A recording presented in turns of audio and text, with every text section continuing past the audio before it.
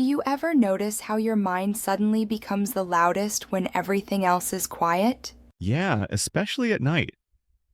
During the day, I feel mostly okay, but the moment I lie down, it's like my brain finally gets permission to talk. And it doesn't talk nicely. It starts bringing up things you didn't even know were still bothering you. Exactly. Old conversations, small mistakes, things that probably didn't matter, but suddenly they feel heavy. I replay conversations a lot. I'll think about what I said, how I said it, the tone, the timing, and then I start imagining what the other person might have thought. Same. And the problem is, our imagination usually chooses the worst option. Always. It's never, they understood me. It's, I sounded stupid, or they're upset, or they judged me. What's funny is that most people are way too busy thinking about themselves to analyze us that deeply. But our mind doesn't accept that logic. It prefers stories over facts. I overthink even the smallest things, like sending a message. I'll write it, delete it, rewrite it, and then stare at the screen like it's a life-changing decision. And once you finally send it, you're not relieved. You just move on to the next worry. How long they're taking to reply. Yes, every minute feels like a sign. Too fast means something. Too slow also means something. And then there are those short replies. Okay. Sure. Fine. Those 3 words can completely change my mood. Because suddenly your brain starts filling in the gaps. Maybe they're tired. Maybe they're annoyed. Maybe you said something wrong. When in reality, they probably just replied quickly and put their phone down. Overthinking keeps us stuck in our head. We're physically present, but mentally somewhere else. Yeah. You're in the room, but not really there. You miss moments because you're busy analyzing invisible problems. People often say, you think too much, but they don't see that it's not something we choose. If anything, it comes from caring. Caring about people. Caring about outcomes. Caring about doing things right. But caring too much turns into pressure. And that pressure turns into exhaustion. Your body might be resting, but your mind never is. That's why overthinking is so draining. You're tired without doing anything physical. And the hardest part is explaining it. Because from the outside, nothing looks wrong.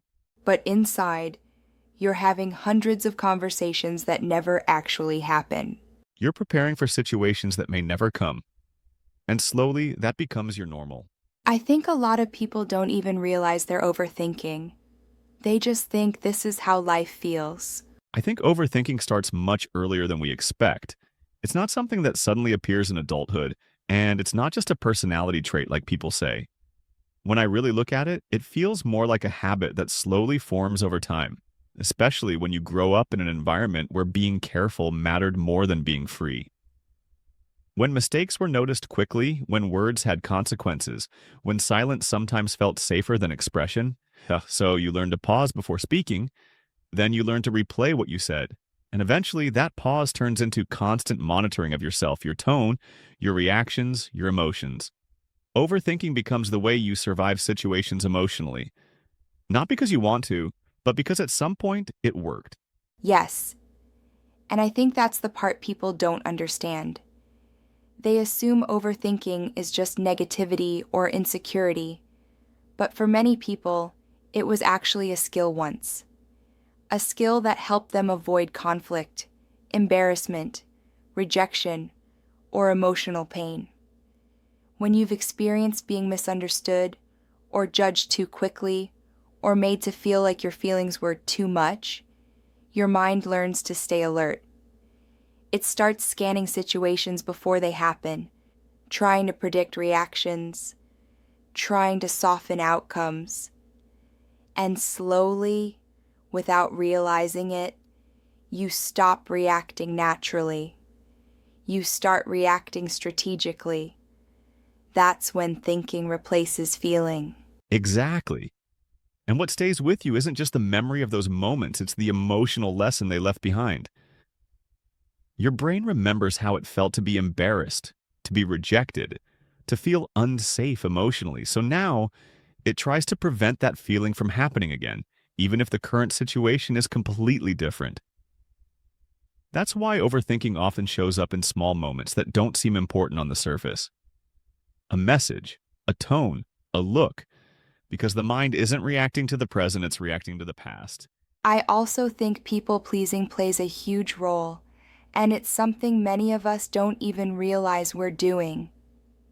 When approval feels conditional, you start adjusting yourself automatically.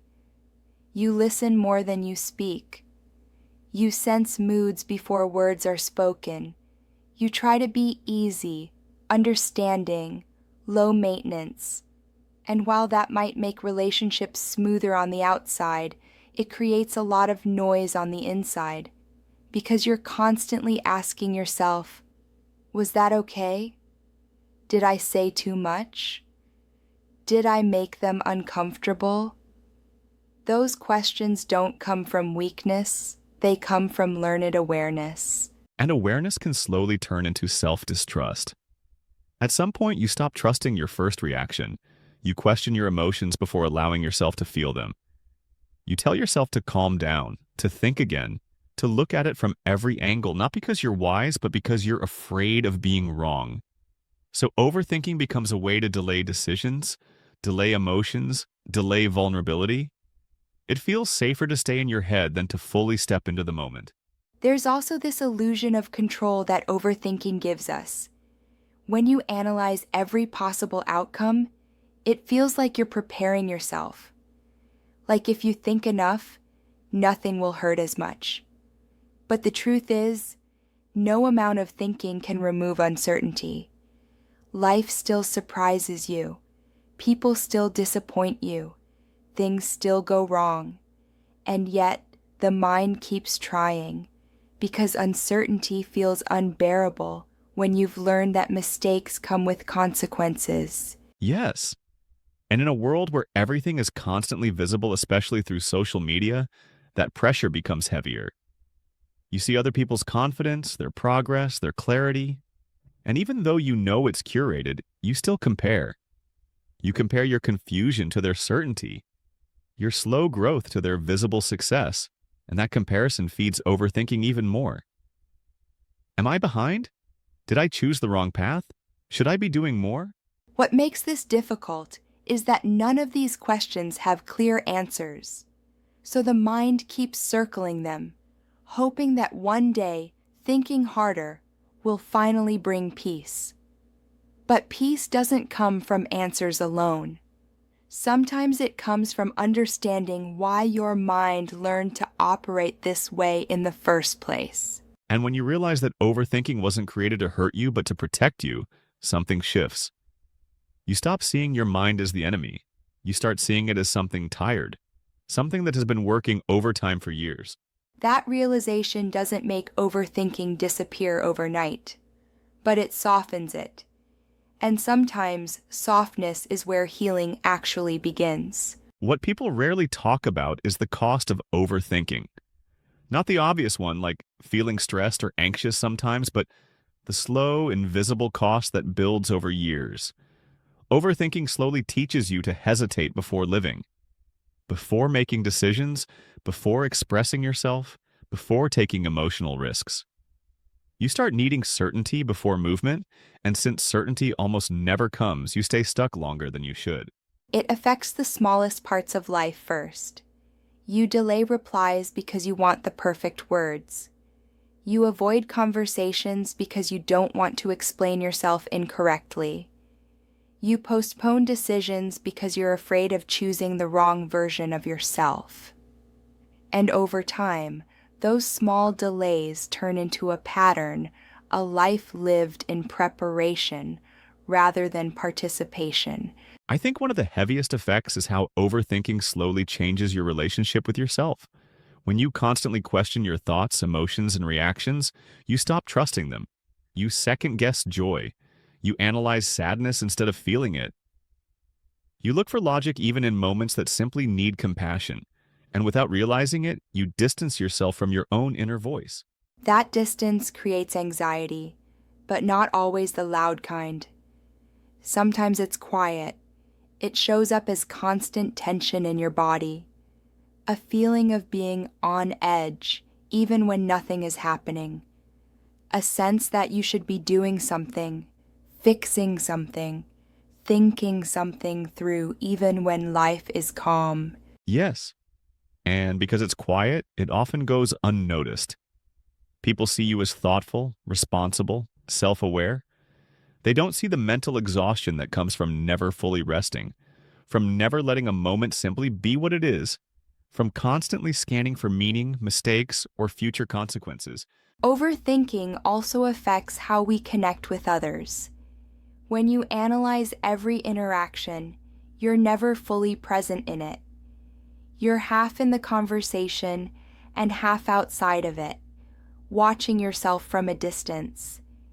You wonder how you're coming across instead of allowing yourself to just exist as you are.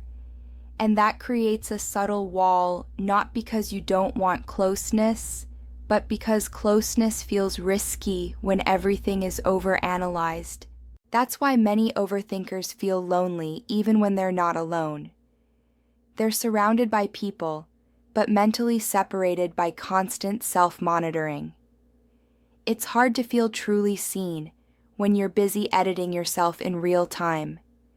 And over time, that loneliness becomes familiar. Not loud enough to be noticed, but deep enough to be felt. There's also grief involved. Grief for the version of yourself that could have acted freely. The version that didn't need to rehearse conversations. The version that didn't need reassurance before making choices. Overthinking doesn't just create fear. It creates regret for moments that were never taken. And the hardest part is that many people blame themselves for this. They think, why can't I just be normal? Why can't I stop thinking so much? But they don't see how much strength it actually took to survive by thinking this deeply in the first place. They don't see that this habit was built slowly, patiently, often out of necessity. Overthinking shapes your life quietly, not through dramatic breakdowns, but through missed chances, delayed dreams, and unspoken words. It keeps you safe, but it also keeps you small. And realizing that truth can be painful, because it means acknowledging both the protection and the loss. But awareness is powerful. When you start noticing how overthinking shows up, you gain the ability to pause. Not to stop it completely, but to recognize it for what it is. A habit. A learned response. Not your identity. And maybe that's where change begins. Not by fighting your mind, but by listening to it differently. With curiosity instead of judgment. With patience instead of pressure. Because the goal was never to stop thinking. The goal was to finally feel safe enough to live. I think many overthinkers spend their lives waiting for a future version of themselves. The version that is finally confident enough, healed enough, certain enough to live freely. But life doesn't wait for that version to arrive. It happens now, in imperfect moments, in unfinished thoughts, in choices made without guarantees. And maybe the most meaningful shift is allowing yourself to live as you are, not as who you think you should be. With doubts, with pauses, with questions that don't always have answers. Overthinking often makes us believe that we need clarity before we deserve peace. But peace doesn't come from clarity like it comes from acceptance, from letting yourself be human without constantly explaining or correcting yourself. You don't need to reach a final conclusion about your life to move forward. You don't need to understand everything to participate in it. Sometimes, it's enough to take one small step while still feeling unsure. And for anyone listening who feels exhausted by their own mind, you're not broken. You're not weak. You're not failing at life. You're someone who learned to survive by paying attention. That awareness, that depth, that sensitivity, it's not something to erase. It's something to protect, gently, without letting it consume you. Maybe healing doesn't look like becoming fearless. Maybe it looks like being afraid and still choosing yourself, still showing up, still allowing life to touch you, even when your mind tries to pull you away. And if nothing else, I hope this conversation reminded you of one thing. You don't have to fight your thoughts to deserve rest. You don't have to understand everything to be okay. Sometimes peace begins the moment you stop asking, "What's wrong with me?" and start asking, "How can I be kinder to myself right now?" And maybe that's enough for today. Until the next, take care and don't forget to subscribe.